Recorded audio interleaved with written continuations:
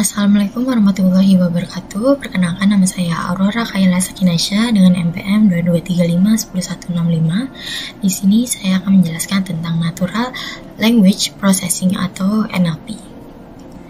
Nah, di presentasi kali ini saya akan menjelaskan beberapa materi. Yang pertama tentang pengertian NLP, yang kedua tugas-tugas NLP, yang ketiga pre-processing text, yang keempat representasi teks, dan yang terakhir yaitu modeling. Yang pertama yaitu pengertian NLP.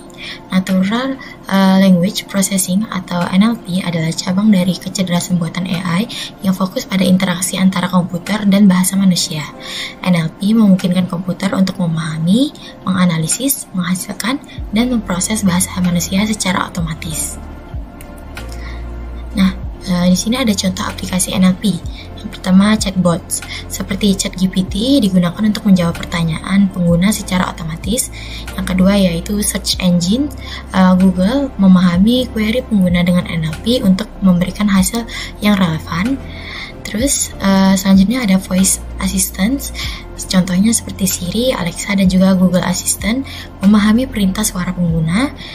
Selanjutnya ada sentiment analysis, menganalisis opini publik di media sosial tentang suatu produk atau layanan.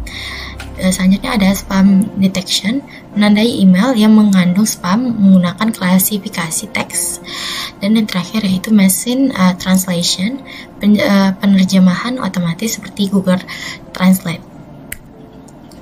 Nah, tugas-tugas NLP memiliki berbagai tugas penting yang memungkinkan komputer untuk memproses dan memahami bahasa manusia. Yang pertama yaitu ada text classification, mengkelompokkan teks ke dalam kategori seperti deteksi email, spam, atau analisis sentimen. Yang kedua yaitu name entity recognition atau NER, menemukan nama entitas, misalnya nama orang, tempat, organisasi dalam teks.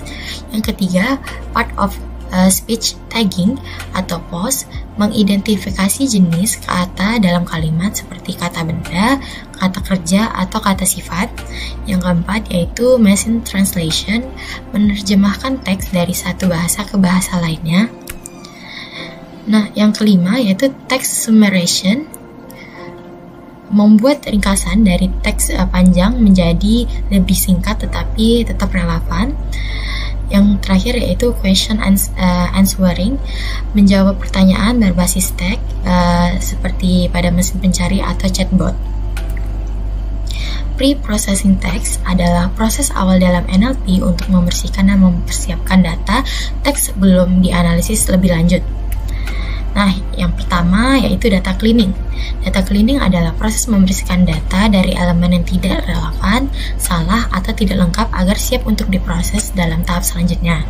Dalam Natural Language Processing atau NLP, data teks mentah seringkali mengandung elemen-elemen yang tidak diperlukan seperti simbol, spasi berlebih, atau kata-kata yang tidak relevan. Nah, langkah-langkah data cleaning dalam pre-processing, yang pertama menghapus nilai kosong atau missing values dengan cara periksa data kosong dan tangani dengan menghapus atau mengisi nilai kosong. Yang kedua, menghapus duplikasi data, hilangkan baris atau kolom yang duplikat dalam dataset. Yang kedua, menghapus tanda baca atau puntation, hapus simbol atau tanda baca yang tidak relevan dalam analisis teks. Yang keempat, menghapus angka. Ini opsional. Jika angka tidak diperlukan, hapus angka dalam teks menggunakan regex. Yang kelima, menghapus stop words. Hilangkan kata-kata umum seperti dan, yang, adalah, yang tidak membawa makna penting. Yang keenam, mengubah teks ke huruf kecil atau lower casing. Ubah semua teks menjadi huruf kecil untuk konsisten. Yang ketujuh, menghapus spasi berlebih. Bersihkan spasi tambahan di awal, akhir, atau di antara kata-kata dalam teks. Yang kedelapan yaitu normalisasi teks. Standarkan format teks dengan mengganti singkatan atau memperbaiki ejaan. Yang kesembilan, menghapus kata non-alfabet. Ini opsional. Hapus kata yang mengandung karakter selain huruf, misalnya angka atau simbol. Yang ke-10 yaitu menghapus URL, hashtag, dan juga mention. Membersihkan elemen teks sosial media seperti URL, hashtag, atau mention. Selanjutnya ada setup environment, adalah langkah awal dalam proyek Natural Language Processing atau NLP untuk mempersiapkan pustaka, perangkat lunak, dan sumber daya yang diperlukan agar proses analisis atau pemodelan berjalan dengan lancar. Langkah ini penting untuk memastikan bahwa semua alat dan dataset yang relevan tersedia sebelum memulai melakukan pre-processing data atau pemodelan. Nah, langkah-langkah setup environment ini yang pertama, menginstal Python dan juga IDE. Install Python dan gunakan IDE seperti Jupyter Notebook, Picard, dan juga VS Code. Kedua, menginstal pustaka yang dibutuhkan. Install pustaka NLP seperti NLTK, Specie, Textbook, Gensim, Pandas, dan juga Scikit Learn menggunakan pip. Mengunduh research tambahan menggunakan fungsi seperti NLTK, download, PanKT, atau Python min-m spasi download Encore Web SM untuk mengunduh research pendukung. Yang keempat, menyiapkan dataset. Pastikan dataset tersedia dalam format seperti CSV, JSON, atau TXT. Yang kelima, memastikan kompatibilitas versi. Pastikan pustaka dan perangkat lunak memiliki versi yang kompatibel. Yang keenam, mengatur struktur proyek. Buat folder terorganisir untuk data, script, model, dan output. Menyiapkan GPU jika diperlukan. Siapkan GPU dengan instalasi CUDA atau framework deep learning seperti TensorFlow atau PyTorch. Yang kedelapan, yaitu memverifikasi instalasi. Periksa apakah pustaka dan research sudah terinstal dengan benar menggunakan fungsi print untuk menampilkan versi. Selanjutnya ada text processing pipeline. Nah, ini adalah serangkaian langkah yang dilakukan untuk mempersiapkan data teks mentah agar dapat digunakan dalam proses analisis atau pemodelan natural language processing. Proses ini bertujuan untuk membersihkan data, mengurangi kompleksitas, dan menghasilkan teks dalam format yang lebih terstruktur dan relevan. Langkah-langkah text processing pipeline yaitu yang pertama, handling missing values, yaitu menghapus atau mengganti data teks yang kosong. Yang kedua, lower casing, mengubah semua teks menjadi huruf kecil. Yang ketiga, remove punctuation, menghapus tanda baca menggunakan regex.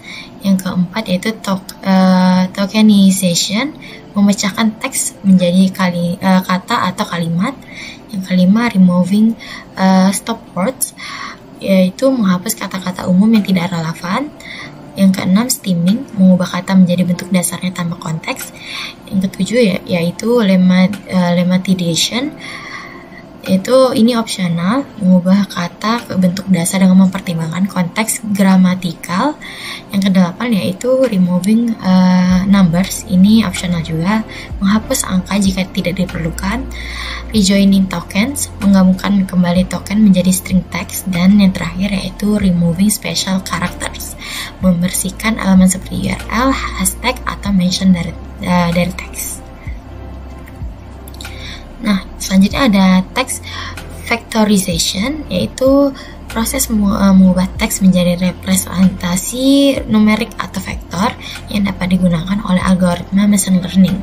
Proses ini bertujuan untuk merepresentasikan kata atau dokumen teks dalam bentuk angka sehingga komputer dapat memprosesnya. Metode umum text factorization yaitu bag of words, itu menghitung frekuensi kata dalam dokumen tanpa mempertimbangkan urutan kata. TF-IDF yaitu term frequency inverse document frequency, yaitu menghitung bobot kata berdasarkan frekuensi lokal dalam dokumen dan global seluruh koleksi dokumen. Dan yang ketiga yaitu word embedding, representasi kata dalam ruang vektor berdimensi rendah seperti word to vec atau GLOF.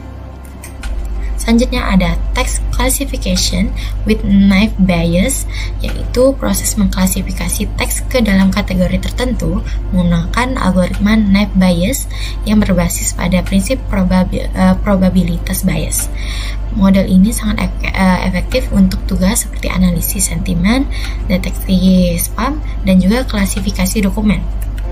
Tahapan utamanya, yang pertama pre-processing, membersihkan dan mempersiapkan data teks.